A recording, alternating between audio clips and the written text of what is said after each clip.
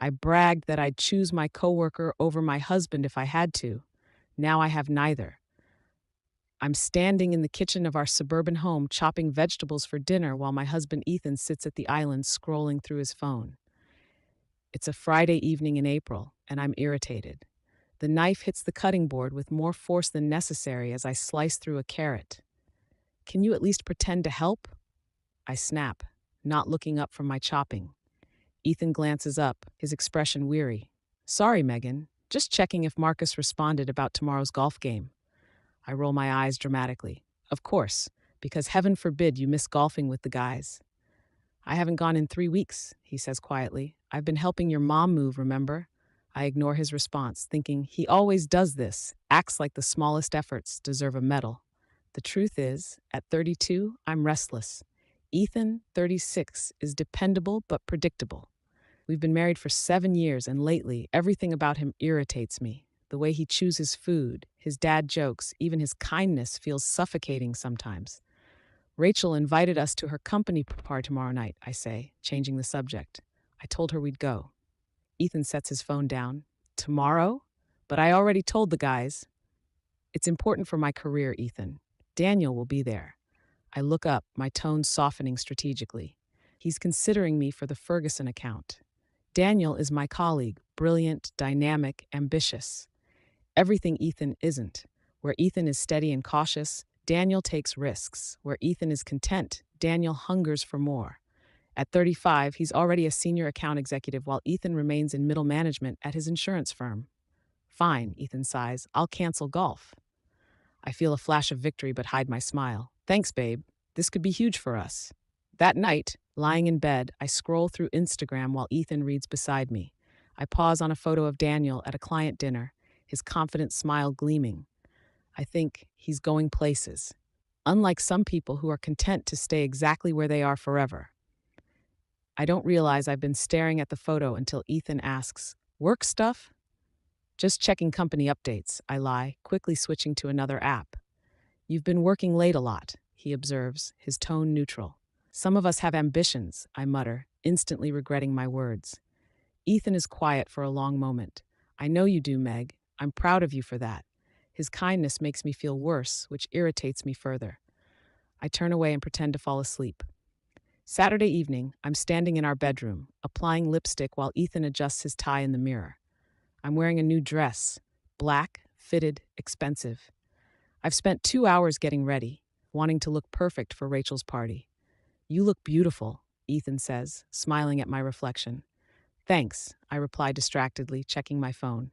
Daniel has texted about meeting early to discuss strategy before talking to Ferguson. My pulse quickens. In the car, Ethan attempts conversation. "So this Daniel guy, he's your direct supervisor?" "No, he's senior leadership. He's taken me under his wing." I'm checking my makeup in the visor mirror. He sees potential in me. "That's great," Ethan says, his eyes on the road. "Just be careful. Office politics can get—" "I know how to handle myself professionally, Ethan," I snap. "I'm not some naive intern." He falls silent, and I feel a twinge of guilt that I quickly suppress. I think he always does this, tries to hold me back just because he has no ambition. At the party, I immediately spot Daniel across the crowded hotel ballroom. He's surrounded by executives, gesturing animatedly as he speaks. My heart races as he notices me and waves us over. "There she is," Daniel's voice carries above the crowd. "My secret weapon." He gives me a quick hug, then extends his hand to Ethan. "You must be the husband I've heard so much about." "Ethan," my husband says with a polite smile, "nice to finally meet you." "Likewise. Your wife is incredible, absolutely brilliant marketing mind," Daniel says, putting his arm around my shoulders. "The Ferguson pitch was her idea, you know." I beam under his praise, stealing a glance at Ethan to see if he's impressed. His expression is unreadable. "Let me introduce you both around," Daniel says, guiding us toward a group of executives. 2 hours and several drinks later, I'm feeling buzzed and confident. Daniel and I are deep in conversation about the Ferguson account, while Ethan chats politely with Rachel's husband by the bar. I watch Ethan from across the room, thinking how out of place he looks in this crowd of ambitious professionals. "Earth to Megan," Daniel says, snapping his fingers playfully. "You with me?" Sorry, I laugh, touching his arm, just making sure my husband isn't too bored. Daniel glances at Ethan. He seems like a nice guy, very steady. That's one word for it, I say with a smirk. Reliable, safe, predictable. Nothing wrong with reliable, Daniel offers. I take another sip of my martini. I guess, but sometimes I wonder what it would be like to be with someone who actually understands ambition, you know? Someone who pushes me instead of just existing. Daniel raises an eyebrow. Careful there. That's dangerous territory. I'm just saying, I lean closer, lowering my voice. If I had to choose between my career with you as my mentor or going home to suburban boredom every night, it wouldn't even be a contest. I laugh, expecting Daniel to join in, but his expression has changed. He's looking over my shoulder, and I turn to see Ethan standing there, 2 drinks in hand, his face pale. Ethan, I start, but he sets the drinks down on a nearby table and walks away without a word. I think I should go, Daniel says awkwardly. Maybe you should talk to your husband. I watch him leave, then follow Ethan outside to the parking lot. He's standing by our car, keys in hand, staring at nothing. You're overreacting, I say immediately. It was just work talk. You know how it is. Ethan looks at me, his eyes oddly calm. Is that what it was? Obviously. God, you're being so sensitive. I fold my arms defensively. It was a joke. Daniel and I were just blowing off steam. At my expense, his voice is quiet. Not everything is about you, Ethan, I snap. This was an important night for me, and now you're ruining it with your insecurity. He unlocks the car without responding. The drive home is silent, and I stew in indignant anger, thinking, this is exactly why I said what I said. He can't handle anything without making it all about his feelings. Sunday morning, I'm sitting alone at our kitchen table, nursing a hangover and checking my phone. No messages from Ethan, who left early claiming he needed to help his brother with something. No messages from Daniel either. I text Rachel. Last night was fun until Ethan overheard something and got all sensitive about it. She responds quickly. What happened? I hesitate, then downplay it. Just a stupid joke about choosing work over him. He took it wrong. Rachel's next message makes my stomach sink. Daniel looked really uncomfortable after he told Jeff it was inappropriate. I stare at the message, a flush of embarrassment warming my cheeks.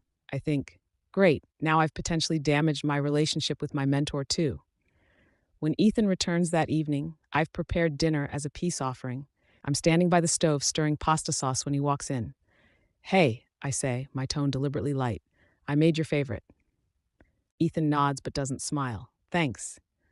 Look, about last night, I begin. I don't want to talk about it right now, he interrupts, heading toward the bedroom.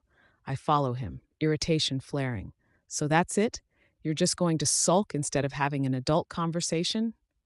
Ethan turns to face me, his expression tired.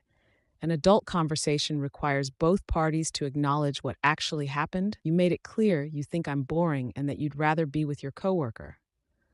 I didn't say that, I protest. I was talking about my career, not about being with Daniel. You completely misunderstood. Did I? Ethan asks quietly. Because it sounded pretty clear to me, and based on how uncomfortable your mentor looked, I think he understood it the same way. My face burns. You're twisting my words. I'm going to sleep in the guest room tonight, he says, grabbing his pillow. I need some space to think. As he walks away, I call after him. Fine, be dramatic. This is exactly why I said what I said. Alone in our bedroom, I text Daniel. I'm so sorry about last night. Ethan misunderstood what I was saying, and it created an awkward situation. There's no response. Monday morning, I'm at my desk at work, nervously waiting for Daniel to arrive. When he finally walks in, he gives me a brief nod but heads straight to his office without stopping to chat, as he usually does. At lunch, I knock on his door. Got a minute? Daniel gestures for me to enter but remains focused on his computer. What's up, Megan? About Saturday night. I begin. He finally looks at me. Let's be clear about something. I respect you professionally, but what you said crossed a line. I mentor you because you're talented, not because I have any interest in coming between you and your husband. That's not what I meant, I insist. I was just trying to express how much I value our professional relationship. Daniel gives me a skeptical look. By saying you'd choose me over your husband? When he puts it that way, I have no good response. The Ferguson account is still yours, he says after a moment. But I think it's best if we keep our interactions strictly professional from now on. No more drinks, no more outside meetings. I leave his office feeling humiliated, thinking, Ethan ruined this too. If he hadn't overreacted, Daniel and I would still be fine. 2 weeks later, I'm sitting on our couch scrolling through Netflix, waiting for Ethan to come home. Things have been tense between us. Conversations limited to practical matters, our usual intimacy non existent. When he walks in, he's carrying a folder. He sits in the armchair across from me instead of his usual spot beside me on the couch. We need to talk, he says. I put down the remote, suddenly alert. Okay. I've been doing a lot of thinking, he says, his voice steady. About us, about what you said at the party, and about other things you've said over the past year. Ethan, I start. He holds up a hand. Please let me finish. I realized that comment wasn't an isolated incident. It was just the first time I actually heard you say out loud what you've been showing me for a long time, that you don't respect me. That's not true, I protest. Isn't it? He counters. You make dismissive comments about my job, my friends, even the way I relax. You roll your eyes when I speak. You interrupt me constantly. You criticize my ambitions for not matching yours. I feel defensive anger rising. So I occasionally get frustrated. That's normal in any marriage. It's not about frustration, Megan. It's about fundamental respect. And I don't think you have that for me anymore. He opens the folder and slides a document across the coffee table. I stare at it in disbelief. Separation papers, he explains quietly. I'm not filing for divorce yet. I think we should take some time apart first. You can't be serious, I say, my voice rising. You're throwing away 7 years of marriage over one stupid comment? No, Ethan says firmly. I'm recognizing that we've grown apart. You clearly want something or someone different than who I am, and I deserve to be with someone who values me. This is ridiculous, I snap, standing up. You're overreacting, as usual. See? He sighs. That's exactly what I mean. You can't even consider that my feelings might be valid. So that's it? I ask, tears of anger forming. You're just giving up? I'm not giving up. I'm acknowledging reality. He rises, picking up a small suitcase I hadn't noticed by the door. I'm staying with Marcus for a while. I think we both need space to figure out what we really want. As he reaches the door, I call out, What about counseling? Shouldn't we at least try? Ethan pauses. Do you actually want counseling? Or do you just not want to be the one who got left? His question hits me like a slap. I have no answer. That's what I thought, he says softly, and closes the door behind him. 1 month later, I'm sitting at my desk at work, staring at an email from HR.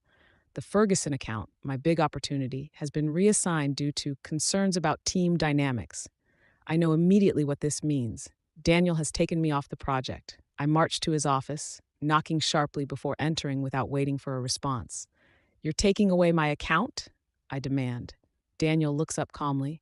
It's not personal, Megan. Ferguson specifically requested Jeff instead. Because you said something to them, I accuse. No, he says firmly. Because your work has been slipping for weeks. You've missed deadlines, your presentations have been underprepared, and you snapped at the client during our last call. I want to argue, but know he's right. Since Ethan left, I've been struggling to focus, alternating between anger and a creeping sense of loss. Is this about what I said at the party? I ask, lowering my voice. Daniel sighs.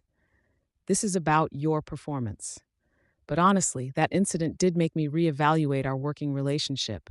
I can't mentor someone who doesn't demonstrate professional boundaries.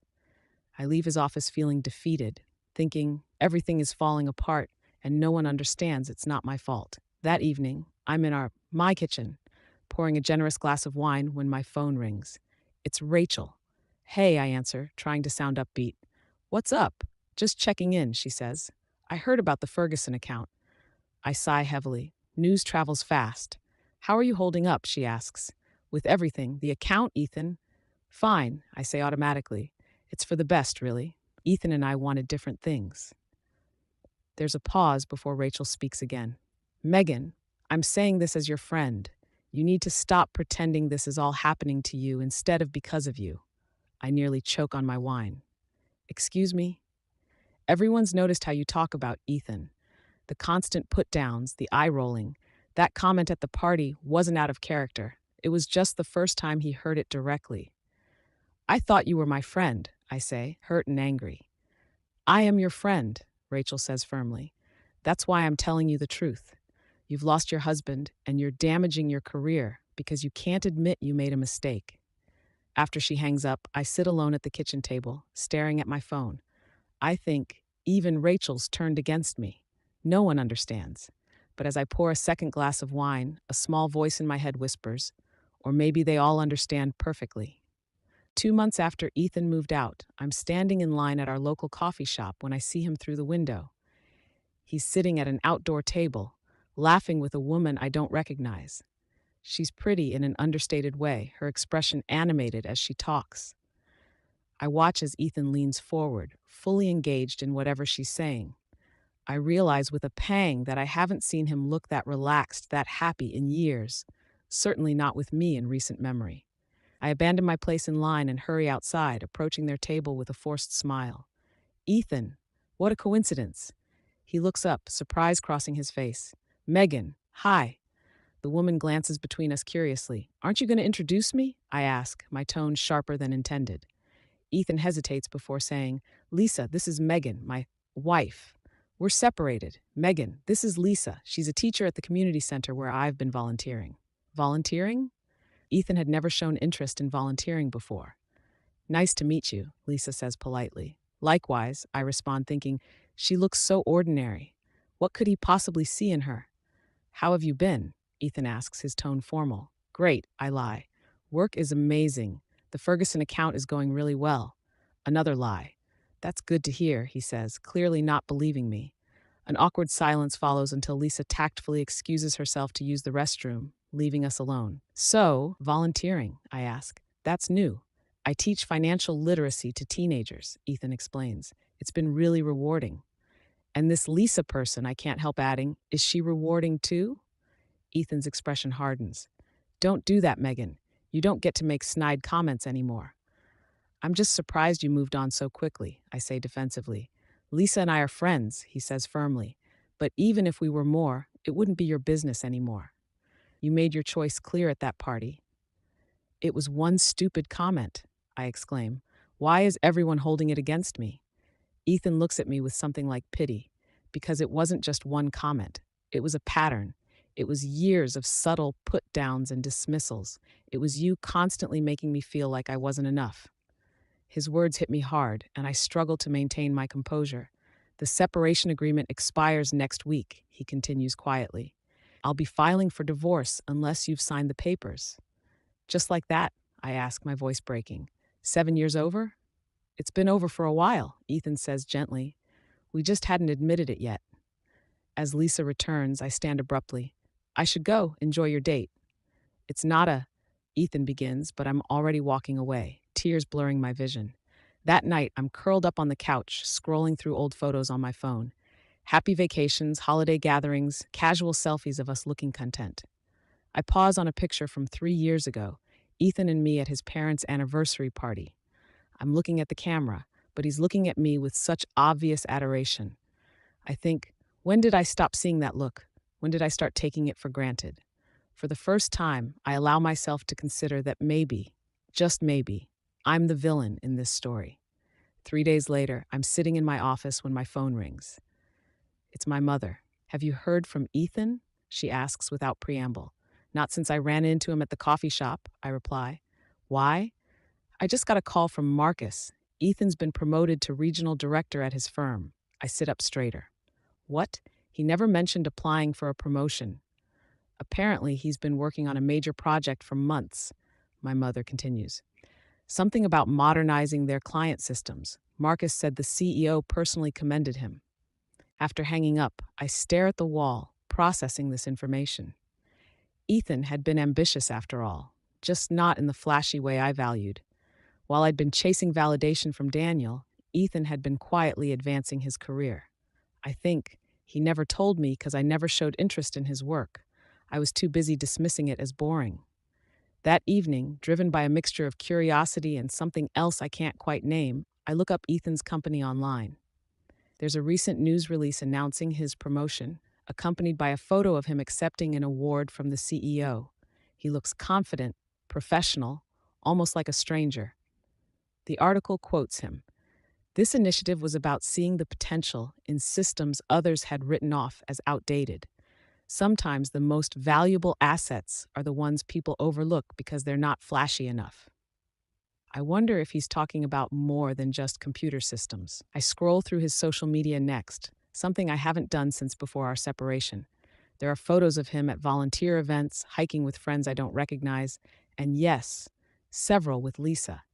In one, they're surrounded by teenagers, all wearing t-shirts for a financial literacy workshop. Ethan looks happy, healthier even, his face less tired than I remember. Meanwhile, my own life has contracted. The Ferguson account is gone. Daniel keeps me at arm's length professionally.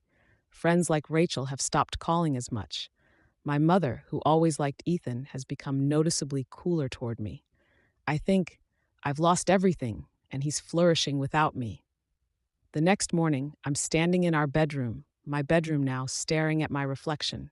I barely recognize the bitter, defensive woman looking back at me. When did I become this person? On impulse, I grab my phone and text Ethan, "Congratulations on your promotion. Mom told me. You deserve it." His response comes hours later. Just 2 words. "Thank you." I want to say more, to explain, to apologize, but I don't know where to begin. So instead, I do something I should have done months ago. I call a therapist. 6 weeks later, I'm sitting in my therapist's office fidgeting with a tissue. "I signed the divorce papers yesterday," I tell Dr. Rivera. "They're being delivered to Ethan's lawyer today." She nods. "How do you feel about that?" "Sad," I admit, "but it's the right thing to do. I can see that now." After weeks of therapy, I've finally confronted some uncomfortable truths about myself. My constant belittling of Ethan wasn't about him. It was about my own insecurities. I equated ambition with worth and judged him accordingly, never appreciating the quiet strength that made him who he was. "Have you thought more about what we discussed last week?" Dr. Rivera asks. "About making amends?" I nod. I wrote him a letter, not asking for forgiveness or reconciliation, just acknowledging what I did wrong, taking responsibility. "That's significant progress, Megan," she says. "6 weeks ago, you were still insisting everyone else was the problem." I manage a small smile. Turns out I'm pretty good at deflecting blame. That evening, I'm standing at my mailbox, sorting through bills when I notice an envelope with Ethan's handwriting. Inside is a check for half the proceeds from selling his car, money I wasn't expecting. There's a note. "I've signed a lease on a new apartment. Marcus will help me pick up the rest of my things on Saturday if that's convenient for you." I trace my finger over his handwriting, thinking, this is really happening. It's really over. Saturday morning, I'm in the kitchen making coffee when the doorbell rings. I open it to find Ethan and Marcus, both looking uncomfortable. "Hi," Ethan says. "Is now still okay to get my things?" I nod, stepping aside. "Of course. I've packed some boxes with what I think is yours, but feel free to check if I missed anything." As they work, I hover awkwardly, unsure of my place in this process. Finally, I approach Ethan as he's wrapping a framed photo in bubble wrap. "I wrote you a letter," I say, holding out an envelope. "You don't have to read it now, or ever if you don't want to, but I needed to say some things." He takes it hesitantly. "Okay. And I want you to know," I continue, "I'm happy for you. The promotion, the volunteering, all of it. You deserve good things, Ethan." He studies me for a moment, seeming to sense the change in me. "Thank you, Megan. I hope good things come your way, too." When they finish loading Ethan's belongings, I stand in the doorway watching them drive away. The house feels emptier than before, though Ethan has been gone for months already. I think, this is the consequence of my choices. Not just losing Ethan, but losing myself in the process. 1 year later, I'm sitting in a new cafe across town, waiting for my friend Jenna. I've changed jobs, moving to a smaller agency where I'm rebuilding my reputation gradually. My relationship with Daniel remains professionally cordial, but nothing more. Through the window, I spot a familiar figure walking down the sidewalk. It's Ethan, hand in hand with Lisa. As they pass, I notice the glint of a wedding band on his finger. They look happy, comfortable together in a way that makes my chest ache despite the time that's passed. Jenna arrives following my gaze. "Is that Ethan?" I nod, turning away from the window. Yes, he got married last month. Are you okay? She asks carefully. I am, I say, surprising myself by meaning it. He deserves to be happy. And what about you? Jenna asks. Any prospects on the horizon? I shake my head. I'm not ready for that yet. I'm still working on myself, figuring out who I want to be.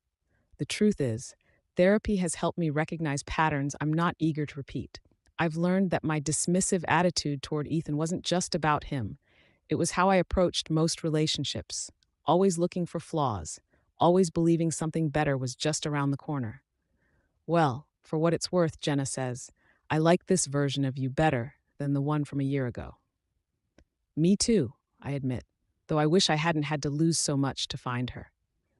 As we chat, I think about the lessons of the past year, how quickly words can destroy what took years to build, how respect is the foundation of love, and without it, even the strongest relationships crumble, how the things we take for granted are often what we miss the most when they're gone. I've learned that ambition without compassion is hollow, that success means nothing if you sacrifice your humanity to achieve it. I've learned that the quiet, steady love I dismissed as boring was actually the rarest gift of all. Most painfully, I've learned that some mistakes can't be undone. Some bridges once burned remain ashes forever. As Jenna and I leave the cafe, I glance once more in the direction Ethan and Lisa went, now long gone from sight. I feel a strange mixture of regret and acceptance, thinking I lost my husband and my mentor because I couldn't see their worth. But maybe in losing them both, I finally found myself. I step onto the sidewalk, facing forward, and continue on my way.